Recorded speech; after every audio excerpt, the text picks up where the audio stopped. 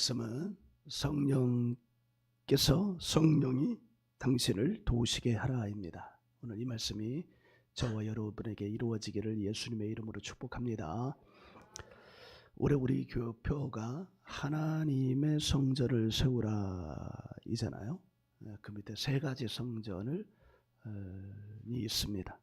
예배의 성전, 기도의 성전, 구령의 성전. 예배 성전을 세우라는 것은 하나님을 만나는 예배를 드리라는 것이죠. 그런데 수동적인 태도로는 하나님을 만나는 예배를 드릴 수 없습니다. 예를 들어 어떤 사람이 병이 들었어요. 그런데 그 분야에서 명의라고 소문난 의사의 소문을 듣게 되었습니다. 그래서 그 의사에게 찾아갔는데 이 의사가 물어도 아무 대답도 않는 거예요. 이 사람의 속내는 이런 거예요. 당신이 이 분야의 명의라는데, 명의라면 내가 말하지 않아도 당신은 다 알고 나를 치료할 거 아니야. 그 사람은 치료받을 수 있어요, 없어요? 그런 태도로는 치료를 받을 수가 없죠. 적극적으로 나의 상태는 이런 상태이고 어느 때 힘들고 어느 때 고통스럽고 의사가 물어볼 때 자기의 상황을 자세하게 이야기해야 됩니다. 적극적으로 질문에 대답을 해야 하죠. 하나님은 반드시 은혜를 주시는 분입니다. 하나님 반드시 역사해 주시는 분입니다. 하나님 반드시 만나 주시는 분입니다. 그런데 하나님이 전능하시니까, 하나님은 나를 아시니까, 나를 아시죠? 그런데 하나님은 전능하시고 나를 아신다는 분이니까, 그럼 나는 가만히 있을 테니까 당신이 와서 나를 만나주세요. 이런 태도로는 하나님 만날 수 없다는 거예요. 그럼 어떻게 해야 되냐면 마음을 열어야 돼요. 마음을 열지 않으면 하나님을 만날 수 없습니다. 그래서 하나님을 만나는 예배, 하나님의 성전을 세우는 예배가 되기 위해서는 자신의 태도를 바꿔야 합니다. 찬양할 때 마음을 열어야 되고 간절한 갈망을 가져야 되고, 그럴 때 하나님의 역사가 일어나는 거예요. 기도의 성전을 세우라는 것은 하나님과 소통을 하라는 거예요. 우리가 지난주에 성령이 당신 안에 거하시게 하라 하면서 끝날 때 세 가지 얘기를 했잖아요. 기억하시는 분은 제가 천재라고 인정을 해드릴게요. 여러분 기억하세요? 아침에 일어나면서 하나님께 순종이라는 것과 순종이라는 것에 더불어서 더 깊게 당신이 나의 왕입니다 라는 의미가 더 깊죠. 순복이라는 말 안에 또 그 친밀함의 은혜가 있어요. 순복하고 하나님만을 높입니다, 예수님만을 높입니다, 성령님만을 높입니다 하는 경배의 의미가 또 순복에 있죠. 그렇게 시작하는, 잠자리에 눈을 뜨자마자 몸을 일으켜서 엎드릴 수 있는 사람은 다 그렇게 할 수 있죠. 그러나 눈이 떠지면 누운 채로라도, 아니면 좀 힘을 들여서 바로 일어나서 엎드려서 하나님께 순복함으로 경배하며 나가는 것, 이게 첫 번째. 두 번째는요, 하나님의 말씀을 계속 채우라는 거예요. 계속 채우라는 거예요. 그래서 제가 여러분에게 제안했죠. 저도 배웠다고. 잠언이 31장이에요. 그날의 만나. 그러니까 오늘이 22일이니까 그러면 잠언이 22장, 그리고 시편 5편. 시편은 어떤 거는 정말 119편 같은 건 경우에는 뭐 엄청나게 길어요. 190몇 절까지 있는 것 같아요. 그러니까 그거는 그때는 그 한 편만 읽어야 되겠지. 근데 보통은 뭐 몇 절 짧으니까 이거 읽으면, 제가 이렇게 해보니까 빠르면 한 10분, 15분 정도면 읽을 수 있더라고요. 네, 그렇게. 세 번째로 기억나요, 여러분? 세 번째, 예수님의 말씀을 채우고, 세 번째는 뭐라고 그랬어요? 적어놨어요? 제가 이렇게 말하는 건 왜 그럴까요? 할렐루야. 우리 집사님 훌륭하십니다. 박수 한번 해주세요. 이야, 진짜 잘하셨어요. 내면을 고요하게. 왜? 하나님의 음성이 들리게 하기 위하여. 음성을 시끄러우면 음성이 들려요? 안 들려요? 안 들려요. 그러니까 고요하게. 유동근 목사님은 이렇게 영적 터치가 있는 분이 이렇게 말씀을 전하면서 보다가 이렇게 터치를 하면 그분의 내면의 음성을 듣는 분이에요. 근데 그분이 정말 몸부림쳤는데 심지어 이 PT병 있잖아요. 페트병. 그거를 이렇게 잘라가지고 귀마개처럼 잘라가지고 실로 연결해서 이렇게 귀마개 하는 것처럼 이렇게 했대요. 다른 소리는 안 들리고 성령의 음성만을 들리기 위해서. 이걸 얼마나 했는지 모르는데 오늘날 갑자기 음성이 들렸다는 거예요. 네. 그러니까 하나님은 그 자세는 수동적인 자세예요, 능동적인 자세예요? 능동적인 자세죠. 누가 능동적인 자세를 할 수 있어요? 갈망하는 자야, 갈망하는 자. 할렐루야. 그러니까 우리가 지금 하나님의 성전, 예배의 성전, 기도의 성전을 세우는데 누가 그 성전을 세울 수 있냐? 갈망하는 자가 서게 되는 줄 여러분 믿습니다. 네, 기도의 성전을 세우라는 것은 하나님과 소통하라는 거예요. 하나님과. 왜 하나님과 소통을 해야 될까요? 그냥 이렇게 예배 드리고 뭐 이렇게 하면 되는 거 아니에요? 그런데 여러분, 은혜는 소통하면서 은혜를 받아요. 소통하면서. 그리고 사람은 우리가 사람은 은혜가 아니고서는 살 수가 없어요. 여기서 산다는 말은 세상 사람들이 살아가는 것처럼 이렇게 호흡하고 뭐 일하고 이런 것을 산다고 말하는 게 아니에요. 그거는 그냥 육체 안에 있으니까 그냥 이렇게 생명의 작용인 거예요. 그럼 산다는 건 뭐예요? 산다는 건 사람들이 살아가면서 얼마나 많은 삶의 애환을 가지고 있어요. 성경은 하나님은 그걸 아셔요. 이사야 53장을 보면 거기에 이게 왜 벌써 이게 나오는지 모르겠네. 오늘 설교 후반부에 나와야 되는 건데 나왔으니까 얘기를 할게요. 53장 4절인가에 보면 한번 찾아볼까요? 이사야 53장 4절 찾아봐요. 그래, 찾으시면 할렐루야. 네. 같이 읽어요. 시작. 그는 실로 우리의 질고를 지고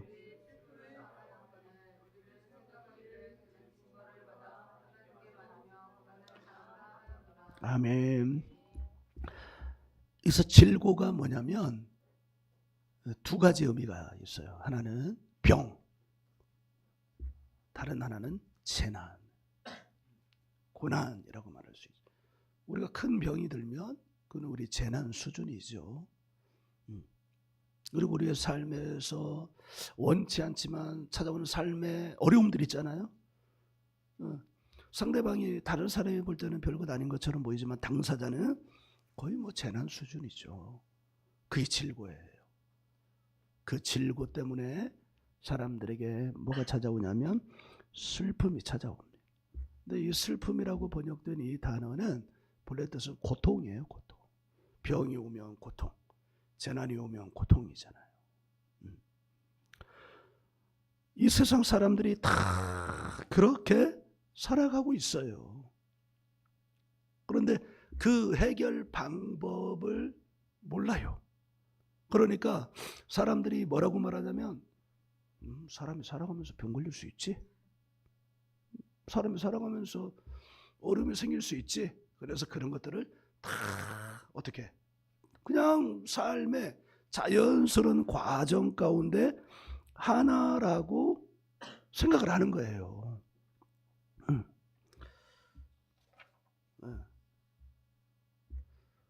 그런데 하나님께서는 우리를 지으실 때 그렇게 짓지 않으셨어요. 그렇게 짓지 않으셨어요. 에덴 동산이 우리의 삶의 원형이에요. 그런데 에덴을 잃어버렸잖아요. 왜 잃어버렸어요? 죄예요. 죄.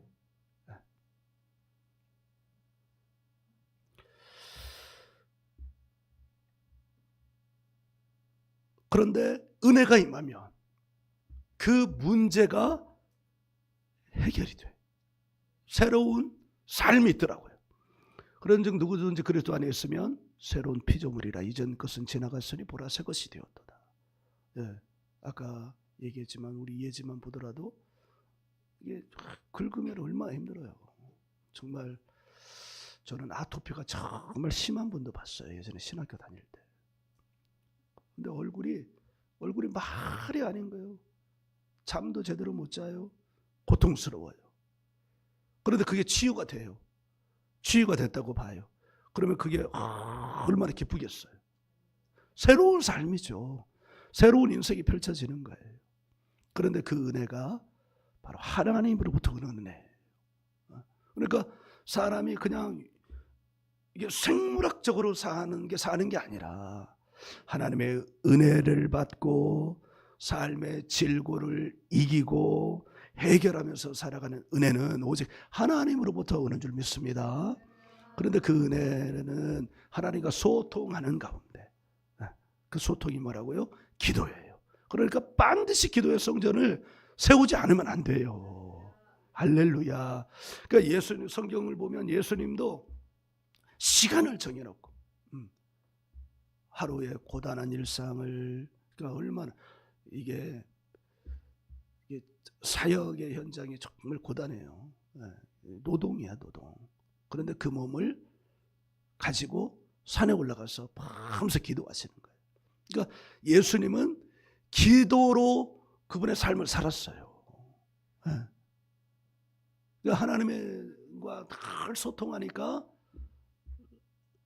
질고와 슬픔을 해결할 수 있는 능력이 그에게 부어져요. 그는 참 하나님이시지만 육으로는 참 인간이거든요. 그래서 제자들은 나중에 그걸 깨달았어요. 그리고 사도행전 10장 38절에서 이렇게 말, 하나님께서 나사렛 예수 그리스도에게 성령과 능력을 기름 붓듯 하셨음에 그가 두루 다니며 선한 일을 하며 병을 고치고 귀신을 쫓아내시더라. 네. 그도 하나님과 소통하면서 질고와 슬픔을 해결하는 능력을 받았던 거예요. 그리고 그것을 우리에게 모범으로 주셨던 거예요. 내가 할 수 있는 일을, 너희가 성령을 받으면 내가 할 수 있는 일을 너희도 하고 나보다 더 큰 일도 하리라. 할렐루야. 그래서 우리는 반드시 하나님과 소통해야 합니다. 할렐루야. 기도해야 될 이유예요. 기도의 성전을 반드시 세워야 돼요. 세 번째, 구령의 성전이잖아요. 구령의 성전을 세우는 것은 영혼에 대한 안타까움을 가지는 거예요. 그러니까 기본적으로 목회자는 성도들에 대한 그 영혼에 대한 안타까움, 사랑을 가지고 있습니다. 그래서 기도하는 거죠. 그리고 좀 어려운 길로 가는 것 같으면 때때로 기도하면서 권면하기도 하고 이렇게 하는 거예요. 이렇게. 그러니까 이제 몸부림치면서 목사가 기도하고 은혜를 받고 하는 이 모든 것들은 사실은 자기를 위한 것이기도 하지만 교회를 위한 것이고, 교회를 위한 것이라는 것은 사실은 성도들을 위한 거라는 거예요. 그런데 그 구령에 대한 안타까움이, 마음이 목사에게만 있으면 되냐? 아니에요. 온 교회가 그 마음을 하나로 가져야 되는 줄 믿습니다. 네. 그래서 하나님의 은혜를 받은 사람, 하나님과 만나고 하나님과 소통하면서 은혜를 받잖아요. 그러면 그 은혜가 너무 좋고 크니까 그 은혜를 내가 아는 사람에게, 내가 만난 하나님, 내가 받은 은혜를 전하고, 당신도 나처럼 그냥 생물학적으로 사는데 멈추지 말고 영적으로 사는 자에게 주시는 하나님의 큰 은혜를 당신도 같이 받고 드리자. 이게 바로 구령이에요. 이 은혜가 저와 여러분 우리 교회 성도들에게 있기를 예수님의 이름으로 축복합니다. 반드시 있기를 축복합니다. 그러면 가정이 살아나고요. 그러니까 가정이 살아나려면 어떻게 해야 되냐? 이 은혜의 그릇에 함께 동참해야 돼. 제가 기쁨의 교회를 이렇게 가면서 그 교회가 성회를 이제 하고 하잖아요. 그리고 그 앞에 협력 사역자들이 계시고 그러잖아요. 근데 처음에는 이제 내가 숨이 막혔으니까, 기름이 말라서 갔으니까 이제 일단은 내가 기름을 받는 게 목적이었지만 한 번, 두 번 이렇게 가니까 제일 인상 깊은 건 뭐냐? 그 목사님은, 이종서 목사님은 목사와 사모를 굉장히 강조하더라. 그리고 거기 협력사역자 목사님들의 간증을 들어보면 왼수도 그런 왼수가 없었어요. 목사와 사모인데도. 왜? 그럴 수밖에 잘 안 맞으니까. 그런데 성령과 은혜를 받고 남편과 아내, 목사와 사모가 그렇게 서로 좋아 죽더라고요. 강단에서 이렇게 하면 뭐 그냥 진짜 그래요. 근데 이게 뭐냐? 한 마음을 가져야 사역을 할 수 있고, 사역 이전에 가정이 살아날 수 있으니까. 그래서 저도 우리 사모님을 이제 방학 외에는 갈 수가 없으니까 방학 때 어떻게든 이제 같이 가는 거예요. 그러니까 이 은혜가 가정 안에 이렇게 풀어져서 남편과 아내가 서로 에덴 동산 그 천국이 회복이 되면 그 가정이 살아나는 거예요. 그런데 남편과 아내가 딴 데를 바라봐. 그러면 이게 소통이 돼야 안 돼요? 안 돼. 그 자체로 힘든 거죠. 그러니까 가정이 이 은혜 안에서 함께 살아갈 수 있으려면 한 영성의 그릇 안에 있어야 되고, 한 말씀 안에 있어야 되고, 그러면 가정이 살아난다는 건 첫째는 남편과 아내가 연합하여 살아나고, 남편과 아내가 아빠와 엄마가 좋아 죽으면 그 은혜는 누구한테 가요? 당연히 자녀들한테 가죠. 할렐루야. 이게 구령의 성전입니다. 오늘 말씀을 보면 하나님의 약속으로 시작을 하고 있어요. 여기서 약속으로 번역된 헬라어는 약속이라는 뜻 외에 선언, 알림이라는 뜻을 가지고 있어요. 그러니까 이제 경전으로 이렇게 하니까 좀 더 의미 있는 단어를 선택을 했는데, 이 단어의 본래 의미, 원 의미의 그냥 날 것의 의미로 가자면 하나님의 선언, 하나님의 말씀, 뭐 이렇게 이해하면 되겠죠. 하나님의 말씀, 그 약속이란 뭐냐? 하나님의 약속은 뭘까요? 첫째는 구원입니다. 구원. 무엇으로부터의 구원? 죄와 그 죄로 말미암아 임하는 진노로부터의 구원이에요.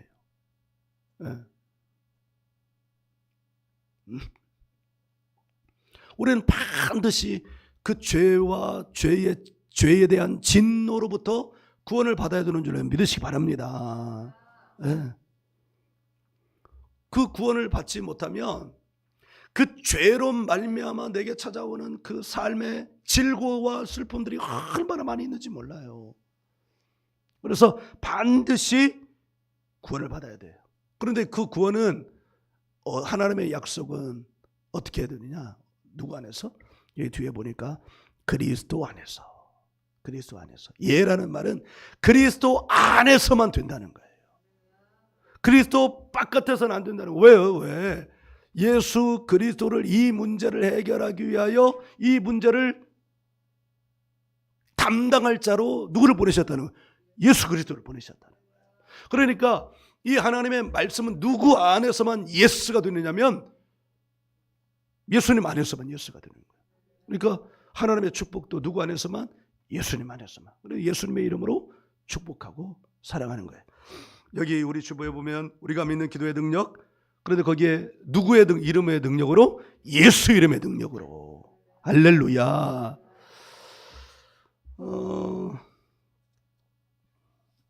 예수님을 영접하고 믿는 자 안에서 하나님의 약속이 이루어지는 줄 믿으시기 바랍니다. 예수 그리스도 안에서 이루어지는 첫 번째 하나님의 약속은 구원이에요. 구원. 고린도 후서였잖아요. 이 말씀이. 고린도 전서 1장 30절을 한번 열어봐요. 고린도 전서 1장 30절. 찾았으면 할렐루야. 같이 읽어요. 시작. 너희는 하나님으로부터 나서 그리스도 예수 안에 있고 예수는 하나님으로부터 나와서 우리에게 지혜와 의로움과 거룩함과 구원함이 되셨으니 할렐루야. 이 말씀이 저와 여러분에게 이루어지기를 예수님의 이름으로 축복합니다. 예, 너희는 하나님으로부터. 사랑하는 여러분, 이 땅에는 모든 인생들은, 모든 만물은 하나님으로부터 난 줄 믿습니다. 심지어 하나님을 배신한 사탄도 하나님으로부터 나온 거예요. 근데 하나님은 하나님을 섬기고 인간들을 섬기게 하기 위하여 지어졌어요. 그런데 이 사단이 내가 보니까 자기들이 인간들보다는 나은 것 같고 하나님만 어떻게 한번 엎어버리면 자기들이 최고가 될 것 같아요. 이 루시퍼라는 이 천사장이. 그러니까 마음에 욕심을 품고, 욕심이 잉태한 즉 죄를 낳고 죄가 장성한 즉 사망을 낳느니라. 이 사단 루시퍼가 하나님을 한번 엎어버리려고 쿠데타를 일으킨 거예요. 성공했을까요? 못했을까요? 성공 못하고 쫓겨난 거죠. 그렇지만 그 영적인 존재가 누구를 꼬였어요? 에덴 동산에서 아담과 하와를 꼬였어요. 그래가지고 거기서 넘어가지 말았어야 되거든. 넘어가지 말았어요. 우리도 넘어가지 말아야 되는 줄 믿습니다. 넘어가지 않으려면 어떻게 되냐? 나의 힘으로 나의 능력으로는 안 되더라고요. 나의 힘으로 나의 능력으로 완전히 초반부터 안 되는 건 아니야. 초반은 좀 되는 것 같아. 그런데 그걸로는 안 돼요. 그걸로는 안 돼. 하나님이 그걸로는 안 된다고 이미 말씀을 해놓으셨어요. 그것은 오직 성령의 능력으로만 된다. 할렐루야. 하나님으로부터 나와서 그리스도 예수 안에 있고 예수는 하나님으로부터 나와서 우리에게 지혜와 의로움과 거룩함과 뭐가 되셨으니? 구원함이 되셨으니. 하나님의 약속은 첫 번째는 예수 안에 있는 구원인 것을 믿으시기를 예수님의 이름으로 축복합니다. 자, 하나님의 약속 두 번째는 뭘까요? 치유입니다. 치유. 오늘 말씀 21절을 보시면 그리스도 안에서 굳건하게 하시고 우리에게 기름을 부으신 이는 하나님이시니. 아까 말씀드렸던 것처럼 인생은 죄가 들어와서 사단의 종로로 타기 시작하면서부터 인생에게 문제가 생기기 시작하는 거예요. 질고 병과 재난의 인생이 된 거예요. 병을 얻으면서 기뻐하는 사람은 한 사람도 없습니다. 재난을 당하면서 기뻐하는 사람은 한 사람도 없습니다.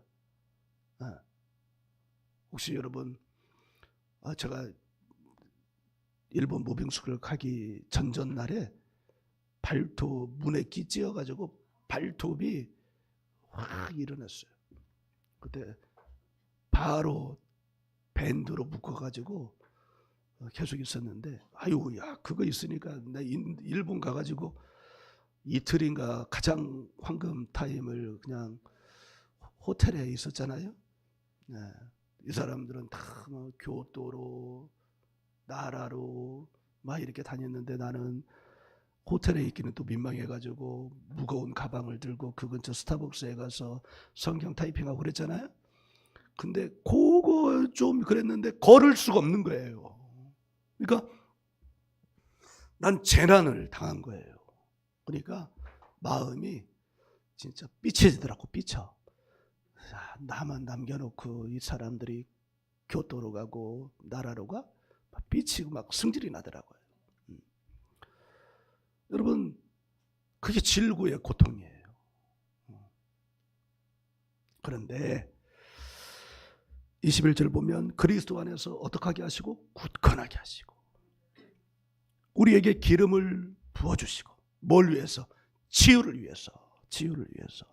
아까 읽었던 이사야 53장 4절의 인생의 가장 큰 문제는 뭐냐? 질고예요. 질고. 질고로 따라오는 슬픔이에요. 기뻐하는 사람 하나도 없어요. 아, 나 발톱이 일어났어. 아, 기뻐. 이러지 않았어요. 발톱을 찌는 순간 인상이 찌그러지더라고요. 인상이. 그런데 하나님의 약속은 뭐냐? 그 질고로부터 우리를 어떻게 해요? 구원해 주시는데 그 구원의 내용이 뭐예요? 치유예요. 치유. 할렐루야. 그런데 어떻게 그것이 이루어지느냐? 거기 뒤에 있어요. 기름 부음이에요. 할렐루야. 네네네. 세 번째 약속은 회복이에요. 회복. 순서가 구원, 치유, 그 다음에 회복이에요.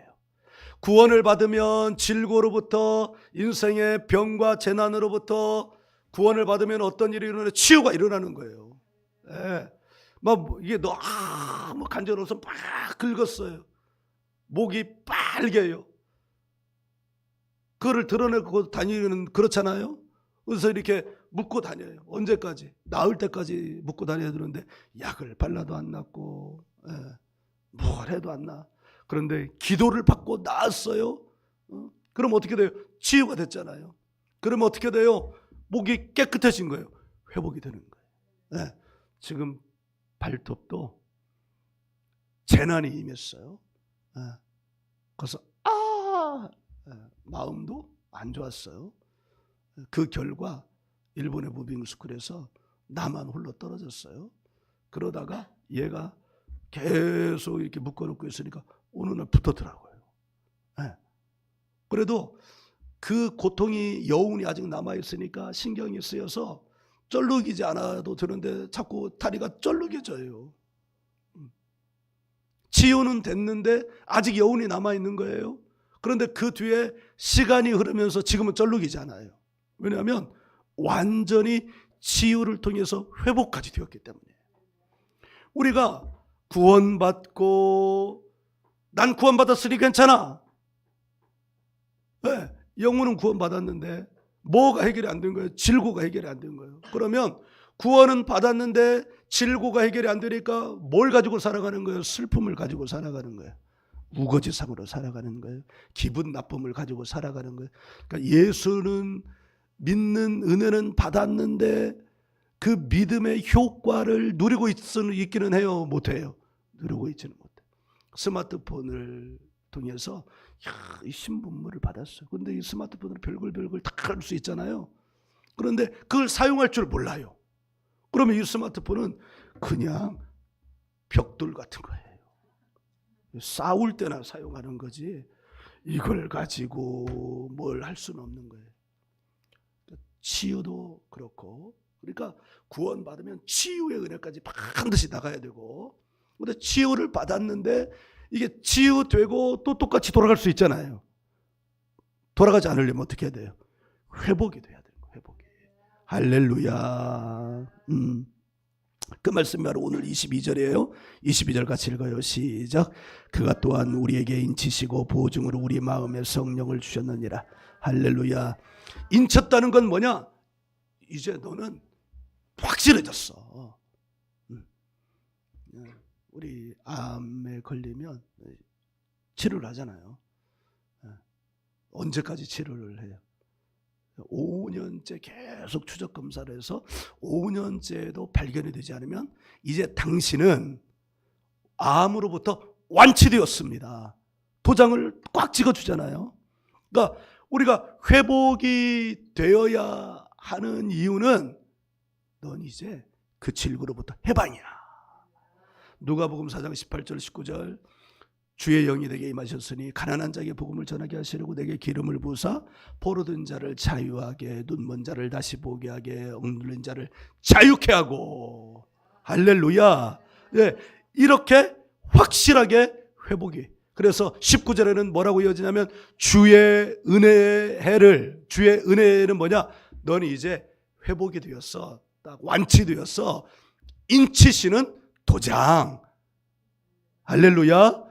예, 그 보증으로 성령을 주셨다. 여러분에게도 이 기름 부음이 임한 줄 믿습니다. 성령은 바로 회복의 능력이더라고요. 제가 2024년 가을에 처음으로 기쁨의 교회를 갔잖아요. 진짜 가서 보니까 제 인생이 해석되고 제 목회가 해석이 되고 지금 내가 왜 이렇게 힘든 가운데 있는지 그게 해석이 되는 거예요. 그래서 그때 갔을 때 간증을 들었는데 어느 목사님이 그랬다는 거예요. 간증을 하면서 처음 받은 은혜를 가지고 내가 2년은 여기 올인해야 되겠다. 그래서 내가 속으로 그랬어요. 뭐 대단한 거라고 2년씩이나. 그리고 2년을 이렇게 온단 말이야. 내가 그 생각을 했거든요. 그런데 하루 지나고 그 간증이 이틀째 아침이었던 것 같아요. 이틀째 지나고 3일째 지나면서 나도 모르게 다음 성회에도 와야 되겠다. 그래가지고 우리 사역자, 덜 잊은 사역자들을 데리고 이제 갔단 말이에요. 어떻게든 작전을 짜가지고 한 달도 거르지 않고 매달 올 수 있다. 왜냐하면 기본 성회는 2달에 한 번씩 오게 되더라고요. 그런데 있잖아요. 제가 지금 개월수로 17개월이잖아요. 횟수로는 지금 3년째고 만으로 2년을 향해 가고 있어요. 나는 2년을 채워야 되겠다 결심은 하진 않았는데 지금 가다 보니까 17개월, 이제 이번 달이 지나면 17개월이 지나고 다음 달이면 18개월, 18개월째가 되어가는 거예요. 그런데 이렇게 가면서 제가 작년 12월 15개월째 되던 그 달에 내가 회복이 되었구나. 회복이라는 말이 뭐냐면 원래 좋은 상태로 되돌려지는 것이에요. 근데 제가 그때 그 12월 15일 그 주간에 사도 바울 성회 때 제가 느낀 건 뭐냐면 내가 제일 좋았을 때로 내가 회복이 되는구나. 그런 걸 느껴졌어요. 여러분에게도 이 기름 부음이 이미 임한 것을 믿으시기 바랍니다. 제가 여러분에 다녀올 때마다 그랬잖아요. 제가 그 기름 도매집에서 기름을 받아다가 열심히 여러분에게 붓는다고. 처음에 기름 장사할 때는 서툴기도 하고 그랬지만 이제 한 17개월 이게 해가니까 제법 이제 내가 기름 장사 티가 나지 않아요? 기름 장사 티가 나는 거예요. 근데 왜 그랬을까요? 제 안에 갈망이 있었기 때문에. 우리 인생에 반드시 필수적인 갈망이 있다. 그 갈망은 좋은 집에 살아야 되겠다는 갈망도 아니에요. 부자가 되어야 되겠다는 갈망도 아니에요. 수많은 인적 네트워크를 가져야 되겠다는 갈망도 아니에요. 그런 것들은 부수적인 거예요. 그런 것들은 본질이 아니에요. 진짜 본질은 뭐냐? 하나님을 향한 갈망이더라고요. 하나님을 향한 갈망. 하나님을 향한 갈망을, 예수를 통해서 하나님을 향한 갈망을 갖고 예수의 말씀을 통해서 성령님에 대한 갈망을 가질 때 그에게 구원의 은혜, 치유의 은혜, 회복의 은혜를 넘어서는 성령님이 도와주시는 은혜가 있더라고요. 제가 좀 교만해요. 뭐 설교를 들어도 내가 나은 것 같고 뭐 이런 말도 안 되는 생각을 가지면서 살아왔었어요. 근데 다른 게 있더라고. 다른 건 뭐냐? 바로 기름 부음이에요. 기름 부음. 기름 부음이 있으면 성을교 조금 못해도 괜찮더라고요. 기름 부음이 있으면 목회의 실력이 좀 부족해도 괜찮더라고요. 그런데 기름 부음이 있으면 역사가 일어나는 거예요. 할렐루야. 목사뿐만 아니라 목회뿐만 아니라 성도들의 삶도 마찬가지더라고요. 성도들의 삶에도 기름 부음이 임하면 그 삶이 되어지는 은혜가 있는 거예요. 할렐루야. 저와 여러분, 저는 이 목회에서 여러분의 삶에서 이 기름 부음의 은혜가 부어지기를 예수님의 이름으로 축복합니다. 이번 가족중심성의 마지막 날에 제가 이런 얘기를 들었어요. 뭐 자세한 이야기는 할 것 없고, 근데 그분이 저를 보면서 17개월 다녔으니까 이제 저 인간이 어떤 인간인지는 알 거 아니에요. 더군다나 우리는 광고를 하고 다녔어요. 덜 잊은 티를 입고 다니니까 이게 앞에서는 얼굴을 몰라도 뒤에는 덜 잊은 빡 새겨져 있잖아요. 그러니까 기도받다가 어떤 현상이 일어나면 이게 보이다가 없어졌다가 다시 일어나면 아, 저 누웠다가 일어난 인간이 덜 잊은이구나. 그러니까 이름 김종규는 몰라도 저 인간이 덜 잊은 목사님인 건 아는 거예요. 근데 그 설교를 마치고 어떻게 해서 이제 그 협력사역자 사모님이 저에 대해서 얘기를 해주는 거예요. 아, 이분이 남편 목사님이시냐고 하면서 이 덜 잊은 목사님 협력사역자들 사이에서 유명하다. 손만 대면 뒤집어지는 분으로 유명하다. 처음 가서 17개월째 되니까 가니까요. 손만 대는데도 협력사역자들이 이중선 목사님이 손만 대도 뒤로 막 나가 떨어지는 거예요. 손만 대도 역사가 일어나가지고 막 이렇게 되는 거예요. 그러니까 여러분 저에게 왜 이런 일이 일어나냐? 이제 한 달도 빠지지 말아야 되겠다. 그래서 매달 어떻게든 작전을 잘 짜서 한 달도 빠지지 않았어요. 지금 3월 달에도 사실은 이게 몸이 피곤해가지고 입술이 막 많이 이렇게 터졌어요. 피곤하더라고. 그리고 3월 15일부터 하는 내적 성회도 사실은 인도 갔다가 온 바로 그 다음 날이잖아요. 그러니까 힘들 텐데 제 마음에 야 그래도 한 달에 한 번은 가야지 해가지고 빠지지 말아야 되겠다 해서 일단 일정을 잡아놓은 거예요. 성령께서 누구를 도우시냐? 갈망이 있고 기름 부음 안에 있는 사람을 도우신다는 것을 여러분 꼭 믿으시기 바랍니다.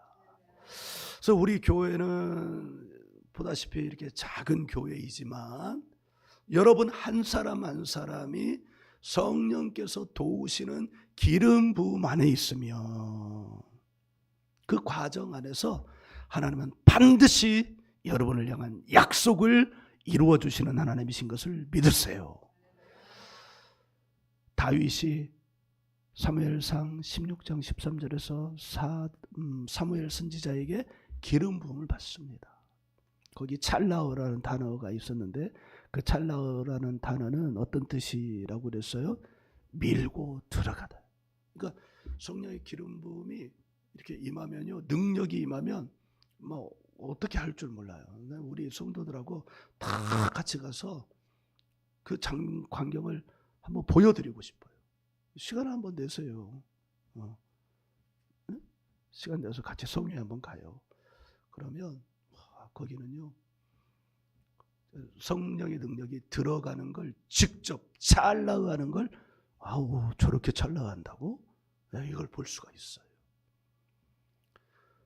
그 16, 17세 여의 성령의 기름 부으심을 받고 왕으로 부름을 받았지만 17세 왕이 되면 어떻게 하겠어요? 나를 다스릴 수 있겠어요? 훈련도 안 받았는데? 그러면 어떻게 돼요? 17세에 다윗이 왕이 됐으면 이스라엘은 완전히 끝나는 거예요. 그러니까 왕으로서의 품격을 실력을 갖추기 위해서 10여 년의 훈련을 받고 30살에 왕이 돼서 정말 위대한 이스라엘로 만들어 가잖아요. 그런데 그 배후에는 뭐가 있냐? 성령의 기름 부으심이 있는 거예요. 여러분의 삶에도 기름 부으심이 있길 바랍니다. 아니 이미 여러분은 기름 부음 안에 있어요. 그런데 더 갈망하기를 원합니다. 더 원하기를 원합니다. 네. 이 주일에 한 번만의 이 시간으로도 이렇게 기름 부음 안에 여러분이 있다면 참 놀라워요. 이 가운데 여러분 딱 제가 손을 얹어 기도하면 일부러 뒤로 앉는 분은 없잖아요. 우리 목사님이 기도해 주시는데 내가 뒤로 안 넘어가면 민망하니까 이쯤에서 넘어가 드려야지. 이렇게까지 나를 생각하는 사람은 없어요. 우리 교회에서. 근데 이렇게 기도할 때마다 넘어간단 말이에요. 그럼 뭐예요? 성령이 임하시는 거라고요. 여러분은 기름 부음이 있다는 거예요. 믿으세요. 그런데 이제 뭐냐? 더 갈망이 있어야 돼. 갈망이 있어야 돼. 갈망. 할렐루야. 갈망이 있으면 역사가 일어나요. 자, 우리 지난주에 그러면 어떻게 성령이 거하게 하고 성령이 도우시게 하는지 총 6가지 가운데 3가지 말씀드렸잖아요. 첫 번째는 뭐라고 그랬어요? 잠에서 깨어나자마자 하나님을 높이고 경배하는 기도를 드려라. 두 번째, 말씀을 계속 채워라. 그래서 방법을 잠언 한 장, 22일이면 22절, 그 다음에 시편 5편씩 읽어라. 그리고 더 힘이 들면 다른 성경 읽어라. 세 번째는 뭐예요? 우리 조정숙 집사님이 진짜 훌륭한 성도예요. 그때 내가 왜 그랬냐면 내가 기억이 안 나가지고 그랬던 거예요. 솔직하게 말하면 고요함 속에 자기의 내면을 고요하게 해서 하나님의 음성을 들어라. 경청하도록 해라. 자, 이제 이어서 4번째예요. 지난주에 6개 했으면 3개 해도 마지막 걸 나도 기억을 못하는데 큰일 날 뻔했잖아. 자, 4번째는 뭐냐? 성령님과 끊임없이 교제하는 삶이 되라. 성령님과 끊임없이. 성령님과 끊임없이. 연애하는 사람은 남자친구가 끊임없이 생각나고 여자친구가 끊임없이 생각나고 막 그러잖아요. 그러니까 성령님과 연애하듯이 끊임없이 교제하라. 5번째는 여러분도 어느 이미 하나님의 음성이 들렸었을 분도 있어요. 하나님의 음성은 아주 세밀하게 들리잖아요.